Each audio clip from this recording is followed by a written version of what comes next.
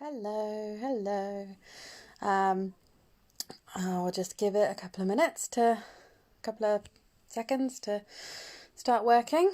I might be a bit fuzzy and all over because we're having to just move things around a bit. So, hi, my name is Em. I'm one of the CalmFamily leadership team, and I am a home educator, and I work from home.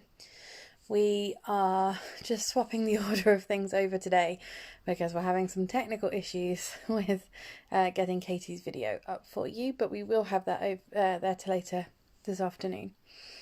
So, my name is Em, like I said, and I am a home educator. I have 2 children. They're still quite little. They are 5 and 6, so they would be in reception and year 2 if they were in school.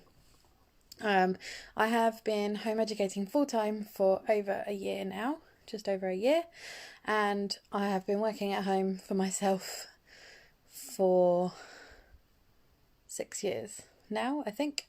So I've got quite a lot of experience working from home around children in general, and then specifically home educating around children. Now, what Katie's going to go over tonight is a lot more about the practicalities of the education side and the different options available to you. And there are a lot of those available, and there's a lot of resources out there, some of which we'll post up on the page. But in the meantime, in terms of balancing it with home working is where I know that there's a lot of concerns at the moment. And I'm sure Katie will talk a little bit about it as well. So, home working involves you being at home and needing to concentrate on whatever it is that you're doing. Home educating involves you being at home or out and about and involved in whatever your children are trying to learn. The two of those things don't always work well together, as you can imagine. There are things you can do to make it easier on you.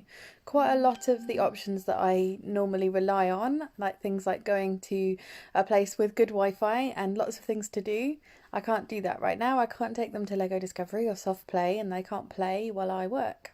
It's difficult. I can't use my childminder, I can't use my mum.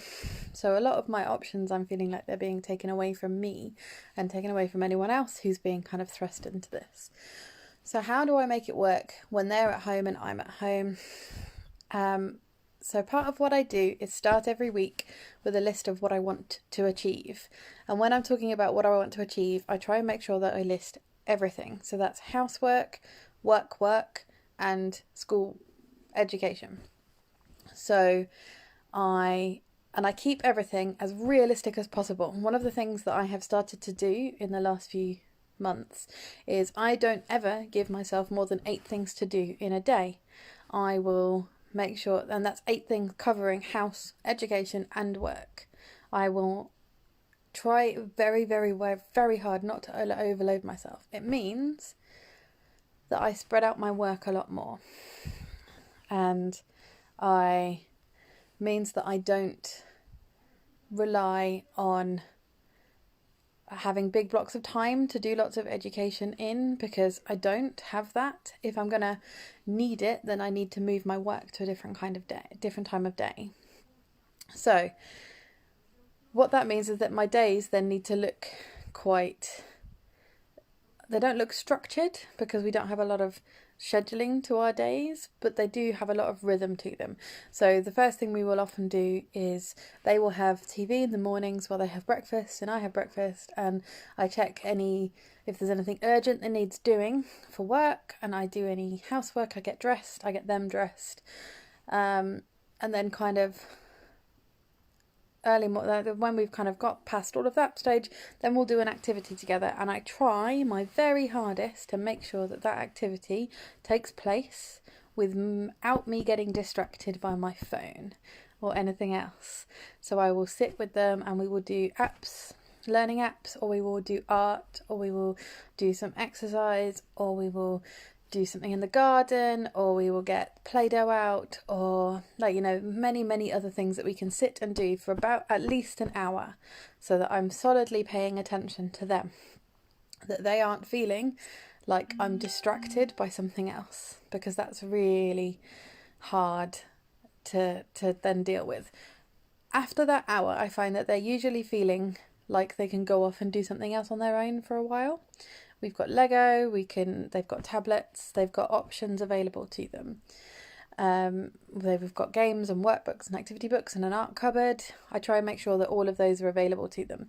So we do an hour of connecting and making sure I'm not getting distracted, and then I will kind of set them off to do some activities on their own, and that will then give me at least an hour to concentrate on work.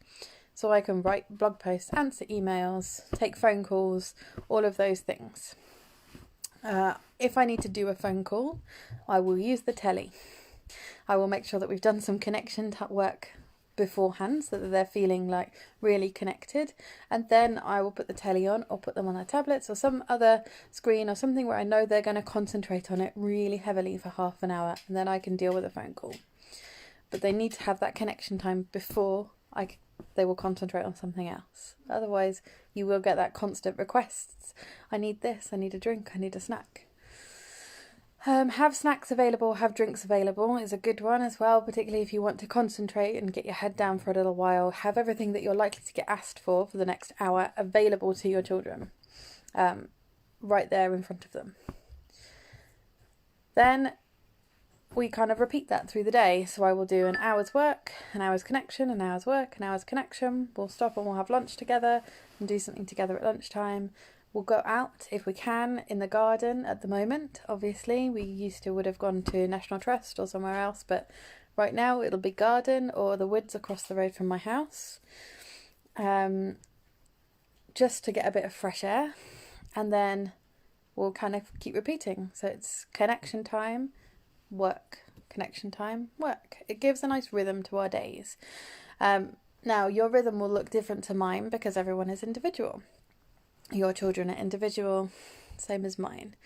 But it's worth experimenting with a few things to see what works. If you have multiple children, this gets harder, obviously. So I can split my time and do 20 minutes with each child, and switch during the hour, or I can do a group activity. Now mine are fairly close in age, so I can often get away with doing an activity that both of them can join in with. If you've got children that are a few years apart, that can be quite a good way of spending time with all of them. Do an activity which they can all get something out of at different levels. So the science experiments are good for that, because younger children can enjoy the fizzing or the bang or the clock working or whatever you want to do, and older children you can talk in more depth about what's actually happening. Kizzy has been talking a bit about this in her lives as well. So then you can keep that rhythm going as you get into it, and then children know what to expect, and again it becomes less of a shock when you're then working for a while and aren't concentrating on them. You are going to have to compromise somewhere. If you are the only person at home with your children and you're trying to work and they're at home with you, you are going to have to compromise on the work that you're going to get done. You're not going to get 6 hours sat down solid to work on a task. You're going to have to break it into smaller chunks, or you're going to have to work late in the evening or early in the morning, or whatever works for you when your children aren't there. If you have another adult available to you, then you can trade off this between you, but it is about making compromises and experiment, see what works, but you are going to have to find out what your red lines are as well. What do you want to make sure always happens, and what are you okay with not happening every day? There are loads and loads and loads of timetables flying around Facebook right now of what people are suggesting that you do with your children every day. I would absolutely urge you to work your own schedule, rhythm, rituals out. What works for one person is not going to work for everyone else, and those kind of schedules, they don't work for everybody. Take it with a pinch of salt and see how you get on. What I will do today is I'll start posting up resources of things that are available to you for free. There are loads and loads of virtual tours and free worksheets and apps and things on TV and Audible, all sorts of things that you can encourage your children in education-wise that might give you the space and time to be able to go away and concentrate on working as well.